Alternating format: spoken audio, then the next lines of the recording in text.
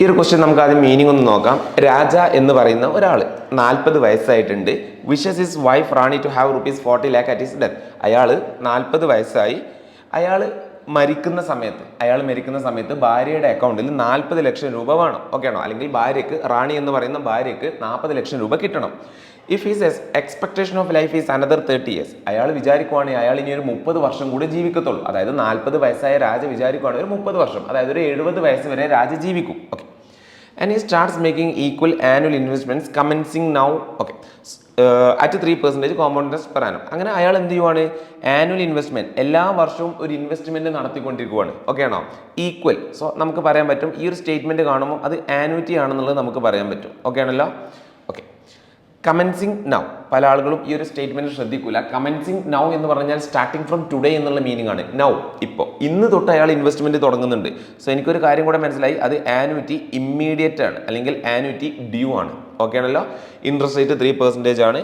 അങ്ങനെയാണെങ്കിൽ ഓരോ വർഷവും രാജ അക്കൗണ്ടിൽ എത്ര രൂപ ഇൻവെസ്റ്റ് ചെയ്യണം എന്നുള്ളതാണ് ക്വസ്റ്റ്യൻ. എന്തിനു വേണ്ടിയിട്ട്? 30 വർഷം കഴിഞ്ഞ് അയാൾ മരിക്കുന്ന സമയത്ത് അയാളുടെ ഭാര്യയ്ക്ക് 40 ലക്ഷം രൂപ കിട്ടണം, അല്ലേ?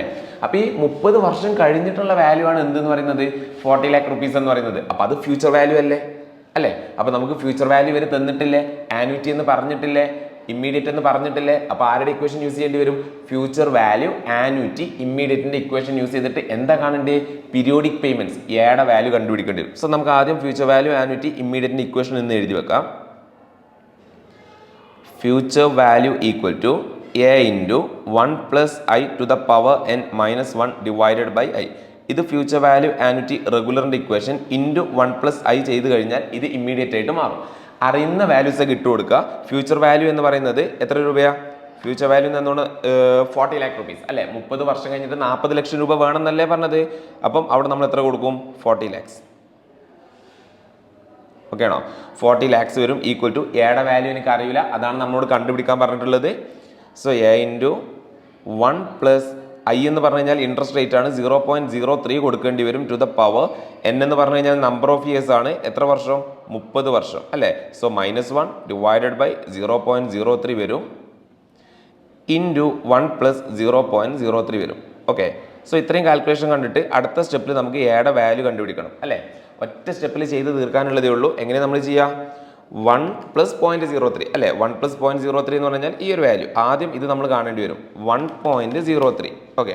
സോ 1.03യുടെ 30ാമത്തെ പവർ കാണേണ്ടി വരും. ഇൻറ്റു ഈക്വൽ ടു 29 ടൈംസ് അടിച്ചാൽ പോരെ?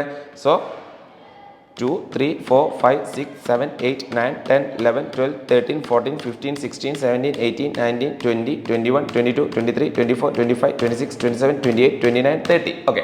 അങ്ങനെ 30ാമത്തെ പവർ കണ്ടു. -1 കൊടുത്തു, ഡിവൈഡഡ് ബൈ 0.03 കൊടുത്തു, ഇൻറ്റു 1.03 ചെയ്തു. ഓക്കെ. എന്നിട്ട് ആ വാല്യൂവിനെ ഒന്നെങ്കിൽ ഞാൻ M+ൽ സേവ് ചെയ്തു. എന്നിട്ട് എന്ത് ചെയ്തു? 40 lakhs അടിച്ചു.